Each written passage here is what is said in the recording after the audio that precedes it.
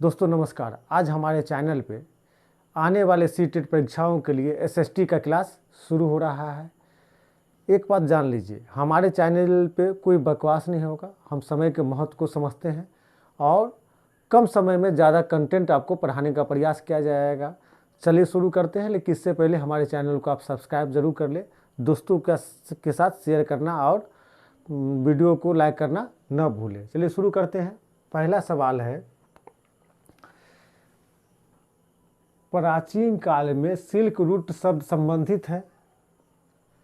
Silk route शब्द संबंधित है तो उत्तर देखिए, सिल्क रूट क्या था? चीन से लेकर एक व्यापारिक मार्ग गुजरा हुआ था, ऐसे करके जो भारत उरत को जोड़ते हुए आगे चलता जा रहा था। उस पर क्या था कि पहले रेशम का व्यापार होता था, लेकिन बाद में क्या नाम है, सांस्कृतिक सामाजिक आदान प्रदान भी होने लगा। धर्मों का धर्मावलंबी इधर से उधर जाने लगे। तो सिल्क रूट शब्द किससे संबंधित है?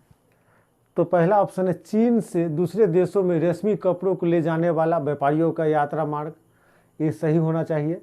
समुद्री मार्ग जो उन देशों को जोड़ते थे जहाँ रेशमी कपड़ों के व्यापारी अपने उत्पाद बेचते थे, ये गलत है। सभी देशों को जोड़ती सड़कें जहां शहतूत के पौधे की खेती होती थी, यह भी गलत है। सड़क, समुद्री और वायु मार्ग जहां, ये भी गलत है।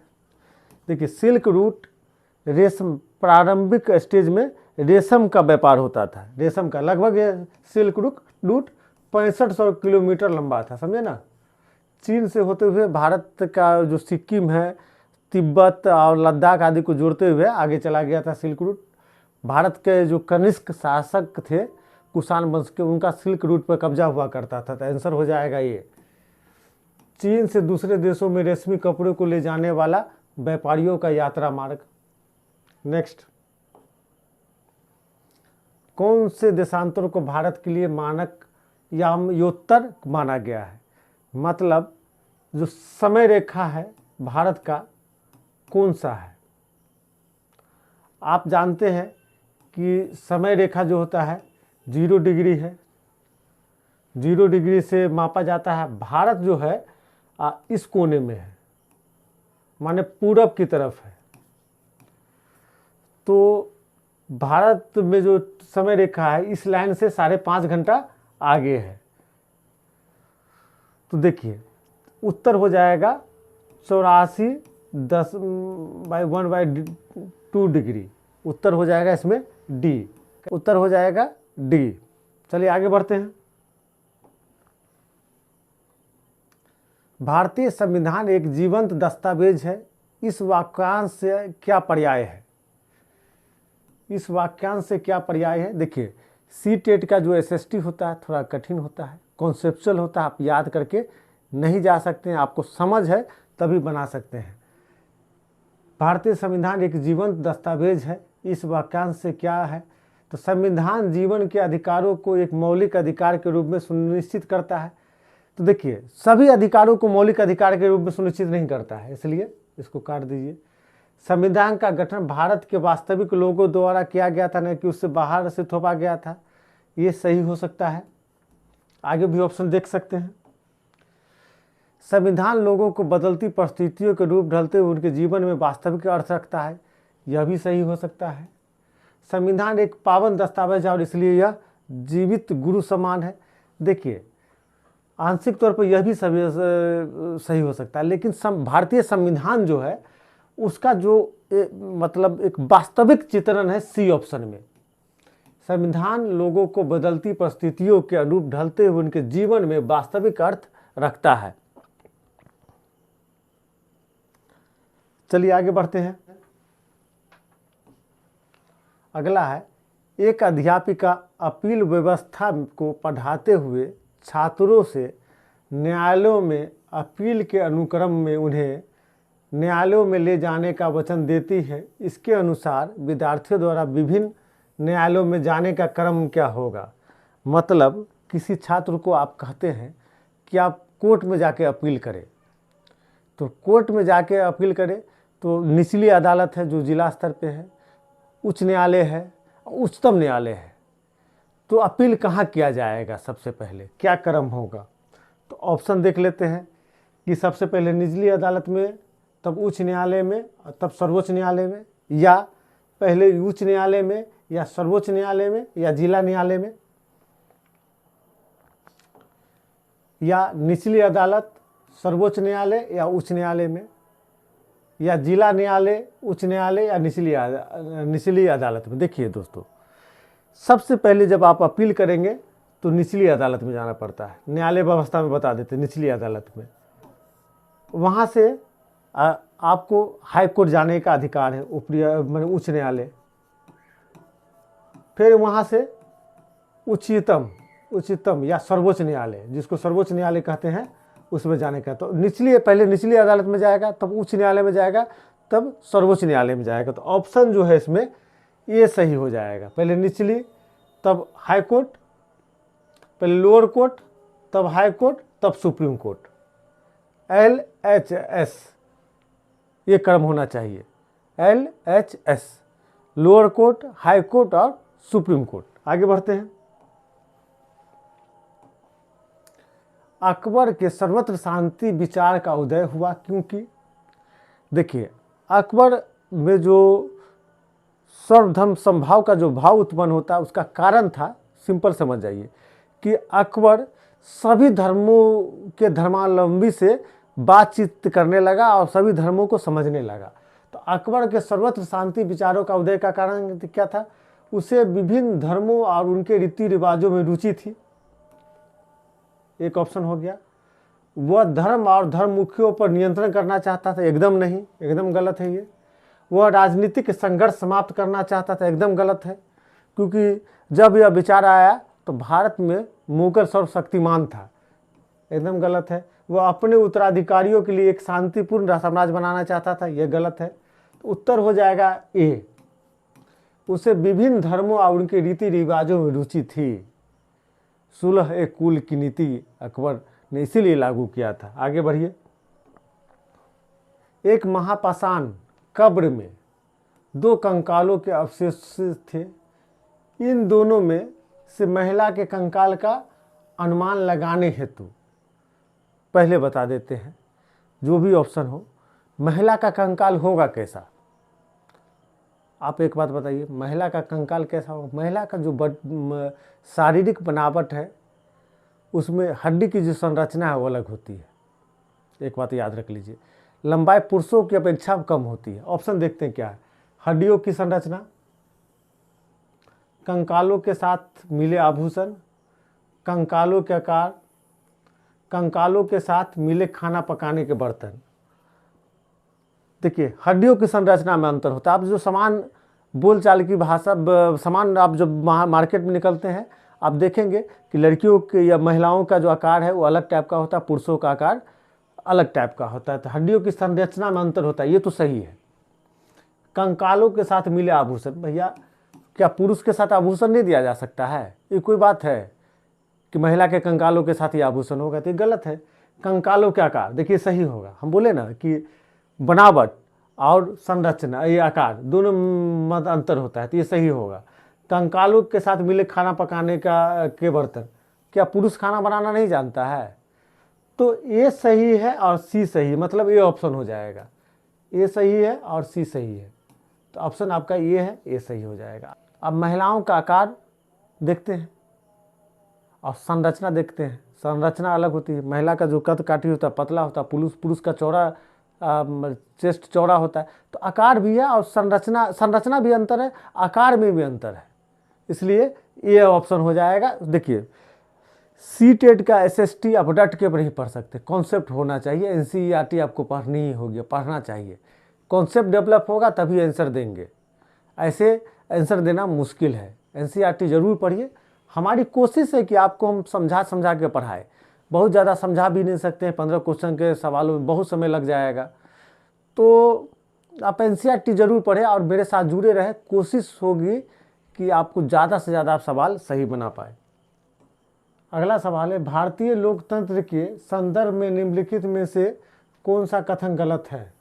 अगला है, भारत में सरकार को लोग माने आम जनता अप्रत्यक्ष रूप से चलाते हैं। ये सही है। देखिए, आप जो सरकार को चलाते हैं, तो आप तो नहीं चलाते, लेकिन आपके द्वारा जो चुना गया प्रतिनिधि वो चलाता है, मतलब आप अप्रत्यक्ष रूप से चलाते। सही है। भारत में पहला आम चुनाव 1950 में हुआ था, ये भी सही है। चुनाव जो पहला हुआ था 1950-51 में हुआ था। 50 में शुरू हुआ, 51 में सही में ख़त्म हुआ, यह भी सही है। भारतीय जनता का एक छोटा सा हिस्सा भारतीय स्वतंत्रता से पहले ही मतदान कर सकता था, ये गलत है। अगला देख लेते हैं। स्वतंत्रता के बाद भारत के ने प्रतिनिधि लोकतंत्र को अपनाया है, ये सही है। माने आपका प्रतिनिधि ही जाके शासन करता है, तो इसमें उत्तर हो जाएगा। माने गलत कौन सा है, तो सी गलत है, याद रखिएगा। कौन सा गलत है, सी गलत है। आगे बढ़ते हैं। डॉल्फिन के बारे में दिए गए ABC कथनों पर विचार कीजिए और सही विकल्प का चयन कीजिए।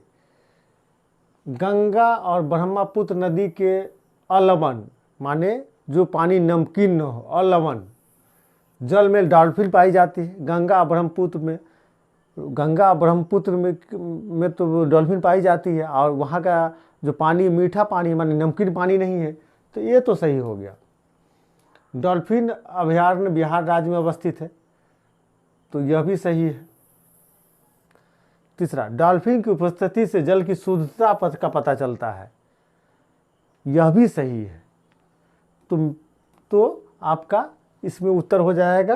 देखते हैं चौथा में क्या है। ABC तीनों सही है। एक पर सवाल को और समझने का प्रयास करते हैं। देखिए, डॉल्फिन के बारे में दिए गए AB और C कथनों पर विचार कीजिए और सही विकल्प का चयन कीजिए। देखिए, गंगा नदी में और ब्रह्मपुत्र नदी में डॉल्फिन पाया जाता है, उसका जल जो है अलवण है, मान नमकीन नहीं है, सही है। डॉल्फिन अभयारण्य बिहार में है, यह भी सही है। और डॉल्फिन से पानी की शुद्धता का पता चलता है, यह भी सही है। पॉल्यूशन का पता चल जाता है, यह भी सही है। आगे बढ़ते हैं। लोकसभा में कितने सदस्य मनोनीत होते हैं, न कि मतदान द्वारा चुने जाते हैं। देखिए, इसका आंसर हो जाएगा ये 0। देखिए, आप जब प्रैक्टिस सेट बनाते हैं तो होशियारी से बनाइए। प्रैक्टिस सेट तो बन गया, लेकिन इसमें परिवर्तन होता रहता है। अभी एक बिल आया है, मोदी सरकार ने 2020 में एक बिल मोदी सरकार लेकर आई थी, जिसमें एंग्लो इंडियन का जो चुनाव होता था, अगर उसका प्रतिनिधि नहीं है तो एंग्लो इंडियन का 2 सदस्य चुने जाते थे। लेकिन बिल लाके इसको जो अब जो सदस्य है वो उस समय था, उसका कार्यकाल को वैलिड रखा गया, लेकिन आगे से सदस्यों का चुनाव नहीं होगा। तो इसके हिसाब से अब आंसर हो जाएगा 0। मतलब लोकसभा में कितने सदस्य मनोनीत होते हैं, न कि मतदान द्वारा चुने कर आते हैं, तो 0 हो जाएगा। पहले आंसर होता था 2, अब हो जाएगा 0। आगे बढ़ते हैं। निम्नलिखित में से कौन सा प्रायद्वीप पठार का लक्षण नहीं है। निम्नलिखित में से कौन सा प्रायद्वीप पठार का लक्षण नहीं है। सबसे पहले आपको हम प्रायद्वीपीय पठार का मैप बना देते हैं, इसको समझने का प्रयास कीजिए। ठीक है, यहां से जो ढाल है इस तरफ है, नदियां यहां से जो बहेगी इस तरफ गिरेगी, तब हम लोग इस सवाल को पढ़ते हैं। देखिए, लक्षण नहीं है। सवाल को सीटेट में सवाल को अच्छे से पढ़ना, IAS और सीटेट में सवाल को अच्छे से पढ़ना है। देखिए, इस पठार पर पश्चिम की ओर बहने वाली महानदी और कृष्णा नदी है। अब देखिए, ये हो गया पूरब और ये हो गया पश्चिम। तो कृष्ण महानदी यहाँ पर उड़ीसा में बहती है ऐसे, और कृष्णा नदी ऐसे बहती है। तो मतलब थोड़ा कलर चेंज कर ले ताकि आप समझ पाए। देखिए, महानदी ऐसे बहती है और कृष्णा नदी ऐसे बहती है, तो किधर बहती है, पूरब। तो यहाँ लिखा हुआ पश्चिम की ओर, इसका मतलब है यह गलत है, जान लीजिए। यह उत्तरी मैदानों के दक्षिण में स्थित है। तो देखिए, यहाँ तो प्रायद्वीपीय पठार है और यहाँ उत्तरी मैदान है हमारा, ठीक है। तो उत्तरी मैदान के दक्षिण में स्थित है, यह सही है। इसके उत्तर पश्चिम में अरावली श्रृंखला है, अरावली श्रृंखला उत्तर पश्चिम में। तो अरावली श्रृंखला जो हो गया उत्तर और पश्चिम। देखिए, अरावली राजस्थान से, गुजरात से लेकर यहाँ तक है, दिल्ली तक। तो इधर उत्तर बाएं तरफ पश्चिम हो गया तो उत्तर पश्चिम स्थित है, सही है। यहाँ कोयले एवं लोहा है, इसका खनिज का भंडार है, सही है, इसमें भंडार बहुत पाया जाता है। तो 3 नीचे का सही है, ऊपर का गलत है, तो आंसर ये हो जाएगा, क्योंकि कौन लक्षण नहीं ये पूछता है। समझ गए? आगे बढ़े, थोड़ा पेन का कलर चेंज कर लेते हैं, ठीक है। अगला सवाल है, भारत में कृषि श्रमिक और निर्माण श्रमिकों को भुगतान करने हेतु न्यूनतम वेतन कौन तय करता है? न्यूनतम वेतन कौन तय करता है? तो इसमें देखिए, ग्राम पंचायत नहीं करता है, जिला पंचायत नहीं करता है। न्यूनतम वेतन संघ सरकार तय करती है और राज्य सरकार तय करती है, ठीक है। तो उत्तर हो जाएगा इसमें, देखते हैं आगे, सी डी, उत्तर हो जाएगा सी डी। चलिए आगे बढ़ते हैं। निम्नलिखित में से कौन सा नेता एक लोकप्रिय छवि कृष्ण के सारथी के रूप में चित्रण में अंग्रेजों के विरुद्ध युद्ध एवं अन्य राष्ट्रवादी नेताओं का मार्गदर्शन कर रहा था? तो इसका उत्तर हो जाएगा महात्मा गांधी, मोहनदास करमचंद गांधी। आगे बढ़ते हैं। निम्नलिखित कथनों को पढ़िए, निम्नलिखित कथनों को पढ़िए। एक राज्य को जीएसटी, वस्तु एवं सेवा कर जीएसटी होता है, तो के वितरण से संबंधित विवाद 2 राज्यों के बीच विवाद का मामला है। बी, नदी के जल के बंटवारे से संबंधित विवाद 2 राज्यों के विवाद का मामला है। देखिए पहले जीएसटी समझिए। जीएसटी एक में होता है सेंट्रल जीएसटी और स्टेट जीएसटी, माने केंद्र सरकार का जीएसटी आधा, आधा राज्य सरकार का जीएसटी। तो जीएसटी 2 राज्यों के बीच का मामला नहीं है, केंद्र सरकार और जिस राज्य का उस राज्य सरकार के बीच का मामला है। तो ये जो ऑप्शन है गलत है।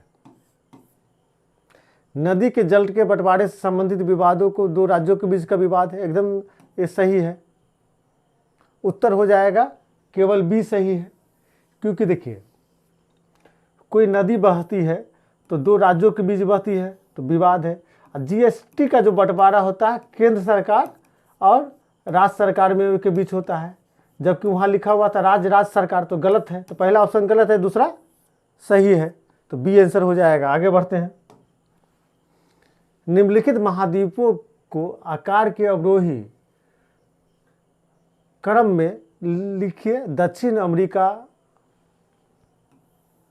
अफ्रीका, अंटार्कटिक, यूरोप, उत्तरी अमेरिका। सही विकल्प का चुनाव कीजिए। देखिए मतलब सबसे बड़ा आकार वाला पहले और छोटा आकार वाला बाद में, घटते हुए क्रम में। तो सबसे बड़ा इसमें अफ्रीका है, सबसे बड़ा आपका अफ्रीका है। तो पहला ऑप्शन गलत हो गया, सबसे पहला अफ्रीका है। दूसरा है आपको उत्तरी अमेरिका, आप देखेंगे मैप में उत्तरी अमेरिका, तो इसमें दक्षिण अमेरिका लिखा हुआ है, तो यह भी गलत हो गया। बहुत सवाल आप जानेंगे नहीं, इलिमिनेट विधि से बनाना पड़ता है, जो ऑप्शन गलत है उसको हटाते रह चलिए। तो सबसे बड़ा अफ्रीका है तो यहाँ होना चाहिए, नहीं है, तो इसका मतलब है कि यह गलत है। अफ्रीका यहाँ है लेकिन उत्तरी अमेरिका होना चाहिए, यह भी गलत है। आगे देखते हैं, अगला है अफ्रीका, चलिए सबसे बड़ा है जो विकल्प दिया गया, उसके बाद उत्तरी अमेरिका सही है। तीसरा दक्षिणी अमेरिका, यह भी सही है। चौथा अंटार्कटिका, यह भी सही है। पांचवा यूरोप, यह भी सही है। तो आपका ऑप्शन सी हो जाएगा, ठीक है। आगे बढ़े। देखिए भोपाल गैस त्रासदी के संदर्भ में निम्न कथनों पर विचार करें या सही विकल्प चुनें। देखिए वर्ष, पहला ऑप्शन, वर्ष 1984 में भारत में पर्यावरण की रक्षा के लिए कोई भी कानून नहीं था, गलत है। देखिए कानून था लेकिन उतना कानून जो था उतना कड़ा नहीं था, उतना पनिशेबल नहीं था, उतना डर पैदा नहीं करता। कानून था, कमजोर कानून था, तो इसमें लिखा कानून नहीं था, गलत है। नेक्स्ट, सुप्रीम कोर्ट ने कहा है कि जीवन का अधिकार संविधान के अनुच्छेद 21 के अंतर्गत एक मौलिक अधिकार है। इससे प्रदूषण मुक्त हवा और पानी का अधिकार भी शामिल है। ये सही है। आपको याद होगा दिल्ली में सांस लेने के अधिकार को जीवन के अधिकार से जोड़ा गया। मतलब पॉल्यूशन फैला हुआ, अगर उस पॉल्यूशन को आप मतलब नहीं बने घटाते हैं तो मतलब मौलिक अधिकार का हनन हो जाएगा। इसलिए आप ये को याद होगा कि डीजल वाला बस को बंद करके सीएनजी गैस वाला दिल्ली में शुरू हुआ था। तो ये सही है, ये सही है, बी इसका आंसर हो जाएगा। देखते हैं आगे क्या विकल्प दिया हुआ है। ये भी दोनों सही गलत है। ये तो आपका गलत था, दोनों गलत नहीं, बी सही है। तो ये गलत है और बी सही है, तो आंसर आपका 4 हो जाएगा। मतलब ये गलत और बी सही। आगे बढ़ते दोस्तों, इसी के साथ मेरा यह वीडियो संपन्न होता है। अगले वीडियो के साथ बहुत जल्द उपस्थित होंगे। बहुत बहुत धन्यवाद।